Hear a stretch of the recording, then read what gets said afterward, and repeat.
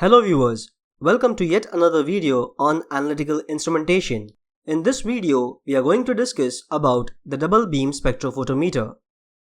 As we can see in the diagram, this instrument is called the double beam spectrophotometer because it uses two beams of light simultaneously. The components are a light source, optical components like mirrors or collimating mirrors, gratings, selector mirrors, multiple sample holders, and a detector. The light source is a halogen tungsten lamp operating in the visible region of EMR and a deuterium lamp which produces UV radiations. The intensity of these black body sources can be controlled by varying the voltage applied to them. The next components are optical elements which are responsible for collimating the light radiations and focusing them on diffraction gratings. The diffraction grating separates the wavelength using the Bragg's law. For more information on diffraction grating, you can check the video whose link is provided in the description. By changing the angle theta of light, one can obtain a particular wavelength lambda if the grating distance d is fixed. One can obtain required wavelength by rotating the grating. The monochromatic light exiting the grating assembly is split into two parts using a selector mirror. The light beams travel in two directions and pass through the reference cuvette and sample cuvette respectively. The final component is a photocell, or it can also be a PMT. PMT stands for photomultiplier tube.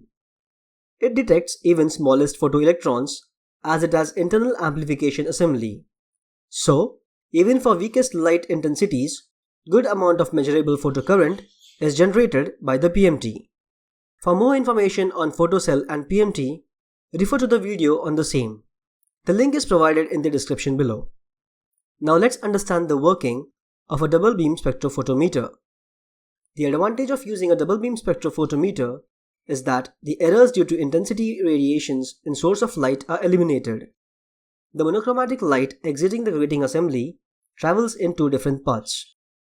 One passes through a reference sample or standard sample, and the other one passes through the analyte under test. Both the solutions absorb part of light falling on them and transmit the remaining light. The transmitted light is picked up by the detector and readings are recorded. Since the reference and sample under test are recorded simultaneously, any fluctuations in the light source are eliminated. The concentration of analyte can be determined from the readings of the intensities. Presently, sophisticated instruments are available which directly give the concentration of analyte.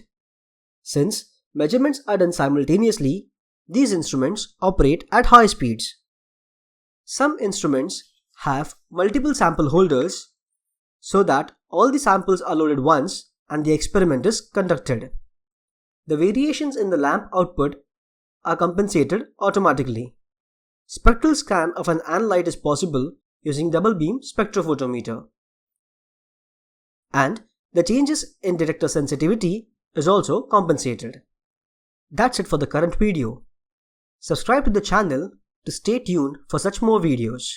Stay calm and keep learning. Peace out.